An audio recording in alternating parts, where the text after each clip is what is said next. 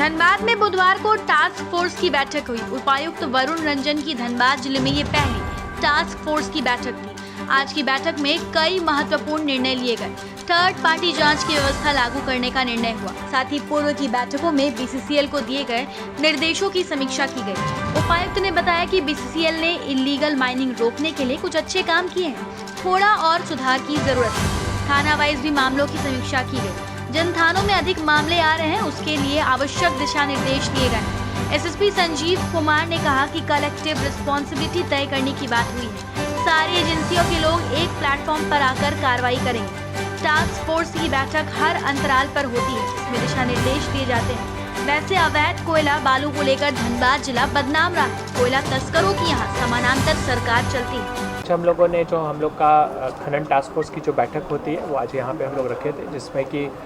ज़िले के हमारे सभी जो थाने के थाना प्रभारी हैं वो सब भी आए थे, बीसीसीएल के सभी जीएम्स भी आए थे,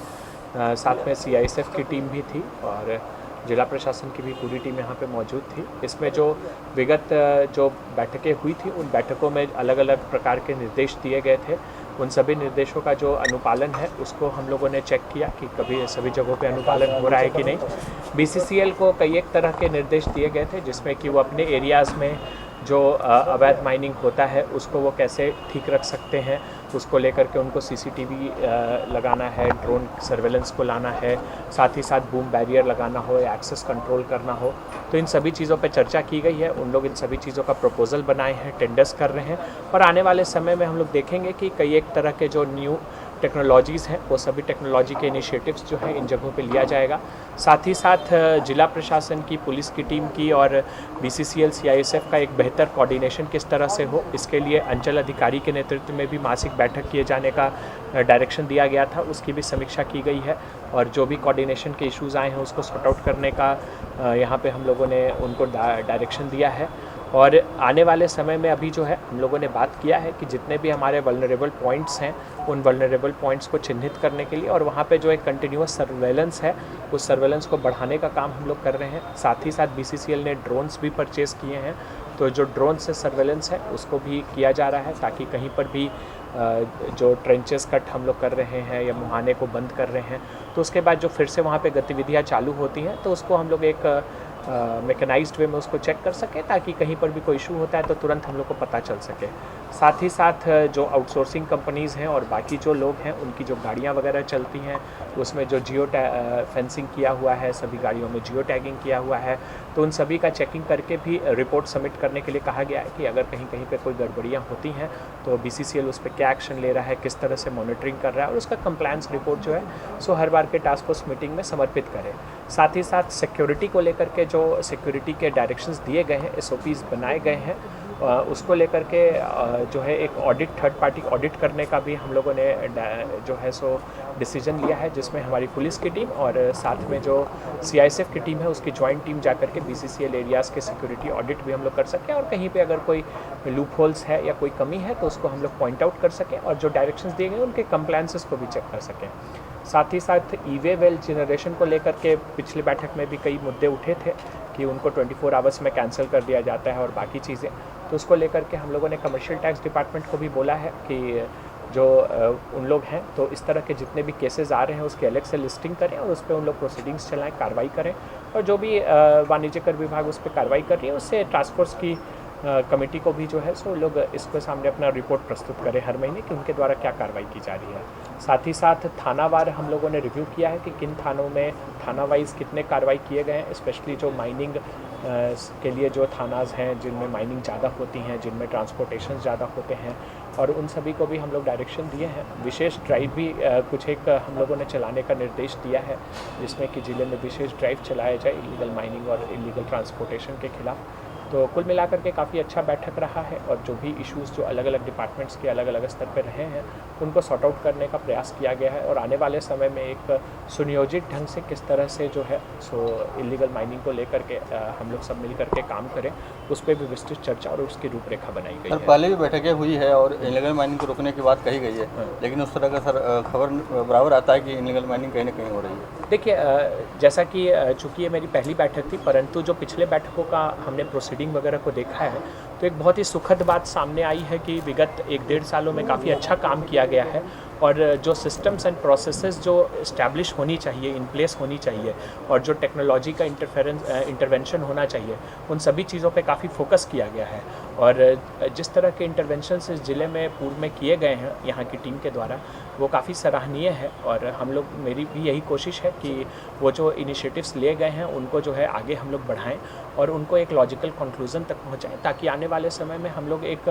सॉलिड सिस्टम इस्टेब्लिश कर सकें इन चीज़ों के खिलाफ। सर, खनन विभाग द्वारा भी कार्रवाई हो रही है, क्या लगता है मैन पावर एक चैलेंज के रूप में खड़ा हो रहा है आप लोग के पास? देखिए, कई एक तरह के इश्यूज़ रहते हैं और हम लोगों की हमेशा कोशिश होती है, क्योंकि जिला प्रशासन हमेशा मल्टीपल प्रायोरिटीज़ पे काम करते रहता है और उन्हीं सभी के बीच में ये भी one of the top priorities हम लोगों का होता है। और पुलिस की टीम के साथ, चाहे BCCL की टीम के साथ, CISF की टीम के साथ हम लोग इस पे काम करते रहते हैं और जहाँ से जो भी सूचनाएं हम लोगों को प्राप्त होती हैं अलग अलग स्तरों पे, उन सूचनाओं के थ्रू हम लोग जो है सो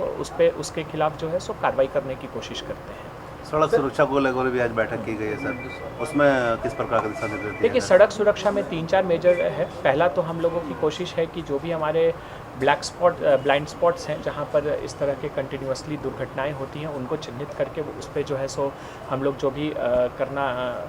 जो हम लोगों को एक्शन लेना है उसको करें। चाहे कहीं पे रोड मरम्मती का है, कहीं पे स्पीड को स्लो करने का है। रॉन्ग साइड ड्राइविंग एक मेजर चैलेंज है, खास करके GT रोड पे, तो उसको लेकर के भी एक विशेष अभियान चलाने का निर्देश दिया गया है। साथ ही साथ पुलिस की टीम को और जो हमारी ट्रैफिक की टीम है उसको और दुरुस्त करने के लिए कई एक उपकरण उनकी ज़रूरत है, उसका भी जो है सो SSP साहब के साथ हम लोगों ने डिस्कशन किया है और आने वाले समय में उनको मुहैया कराया जाएगा, जैसे स्पीड गन, ब्रेथ एनालाइज़र, ताकि हम लोग की टीम और सशक्त हो सके और प्रभावी ढंग से काम कर सके। साथ ही साथ जो हिट एंड रन का मुआवजा होता है उस पर हम लोग का विशेष फोकस है और हम लोगों की कोशिश है कि जितने भी पेंडेंसीज़ हैं उसको हम लोग आने वाले 10 से 15 दिनों में उसको क्लियर करते हैं। सर, रणधीर वर्मा चौक से ISM तक करीब 56 कट है अवैध,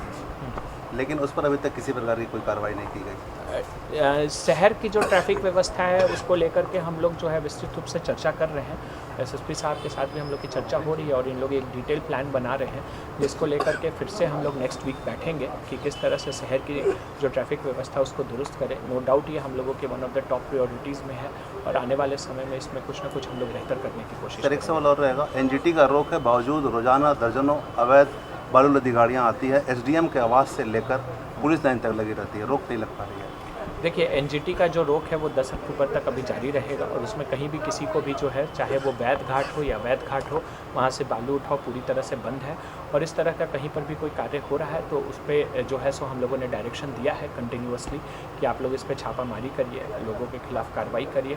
साथ ही साथ वाहनों का रास्तात करने का भी निर्देश दिया गया है और इसके अलावा यहाँ पे वाटर एक्ट और बाकी चीज़ों में भी हम लोग जो है सो उनके अंतर्गत भी कार्रवाई कर रहे हैं ताकि एक डिटरेंस पैदा हो सके। सर, एक तरफ टास्क फोर्स की को लेकर जो है गोलीबारी और दो पक्ष आपस में भिड़ जाते हैं, इसको लेकर क्या करना है? देखिए, हम लोगों का जो है डिस्ट्रिक्ट एडमिनिस्ट्रेशन का प्राइमरी रिस्पॉन्सिबिलिटी है कि जो भी इलीगल माइनिंग है उसको हम लोग रोकें और साथ ही साथ लॉ एंड ऑर्डर को भी मेंटेन करें। इस तरह की अगर कहीं पर कोई भी गतिविधि हो रही है तो उसको बहुत ही स्ट्रिक्टली हम लोग डील करेंगे और जो भी दोषी इसमें होंगे उसके खिलाफ कार्रवाई करेंगे। Thank you. लगातार जैसे आज माइनिंग टास्क फोर्स की बैठक में जितने भी संबंधित स्टेक होल्डर्स थे सबके साथ आज बैठक की गई है और DC साहब के द्वारा विस्तृत रूप से हर एक स्टेक होल्डर की रिस्पॉन्सिबिलिटी भी फिक्स की गई है जी, और उसमें जो खासकर टेक्नोलॉजिकल इंटरवेंशन से लेकर के जो कोऑर्डिनेशन है उस पर विस्तृत रूप से बात हुई और ये सुनिश्चित किया गया कि सभी जितने भी स्टेक होल्डर हैं सब लोग कोऑर्डिनेटेड होकर के एक प्लेटफॉर्म पर आएँ और एक प्लेटफॉर्म पर होकर के हम लोग इस पर पूरी तरह से काम करें और जो हर एक रिस्पॉन्सिबिलिटी है उसको पूरी तरह से हम लोग फिक्स करें और ऐसे लोगों को चिन्हित करते हुए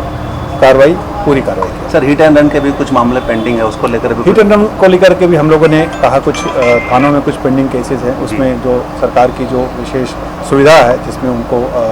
मुआवजा मिलना है, वैसे कुछ केसेस अभी पेंडिंग है तो थानों को कह दिया गया विदिन 15 डेज हम लोग वो सभी प्रक्रिया को पूरी करेंगे और आने वाले समय में सुनिश्चित करेंगे कि सारी प्रक्रिया को पूरा करते हुए समय पर जो पीड़ित है उनको मुआवजा दिलाया जाए। कुछ जागरूकता के लिए हम लोगों ने प्लान किया है, खासकर ट्रैफिक को लेकर के, रॉन्ग साइड ड्राइविंग को लेकर के हम लोग देख रहे हैं काफ़ी घटनाएं घट रही हैं, काफ़ी ऐसे लोगों जो हमारा पिछले कुछ दिनों का आकलन है। तो वैसे उसको लेकर के हम लोग 5 दिनों का विशेष ड्राइव चला रहे हैं 11 से 15 तक, खासकर जो रॉन्ग साइड जो चलेंगे। तो सभी थाना को निर्देश दिया गया है और रॉन्ग साइड के लिए हम लोग विशेष अभियान चला करके वैसे गाड़ियों के ऊपर सुनिश्चित जो कड़ी कार्रवाई करें। सीसीटीवी निगरानी बढ़ाने की जरूरत है क्योंकि कई बार अपराधी भाग जाते हैं तो सच नहीं। हाँ, उस संबंध में भी बात हुई है और जो खासकर जो पुराने सीसीटीवी, जब तक कि क्योंकि नए सीसीटीवी का लगने का एक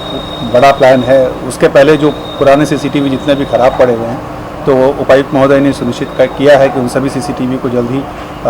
बना लिया जाएगा और हम लोग फिर कम से कम जो हमारा जो शहर का जो एक कैमरा है वो शहर का कैमरा प्राप्त काम करेंगे।